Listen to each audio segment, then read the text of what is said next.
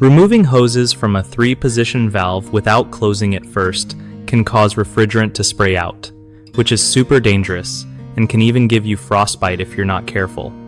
Okay, so when you're messing with your AC system, always make sure to close the valve before you touch any hoses. The refrigerant inside is under high pressure, and if it sprays out, it can seriously hurt your skin or eyes. Use gloves and safety goggles just to be safe because that stuff is no joke.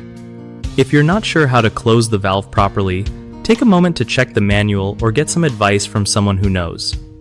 Also, never try to remove hoses when the system is running because the pressure won't be controlled. If you notice any leaks or weird noises, stop right away and don't just wing it. Call a pro if it feels out of your depth. Keeping everything sealed when you work on the AC keeps you safe and helps avoid costly repairs later.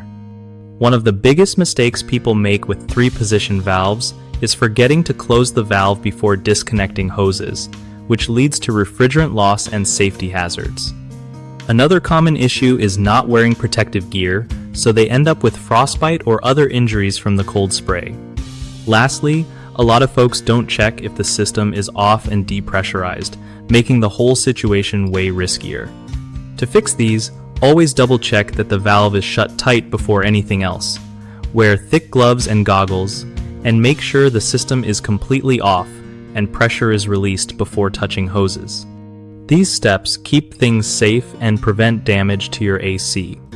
BigHomeProjects.com is where homeowners find trusted local contractors who actually know their stuff, so you don't have to stress over who to call.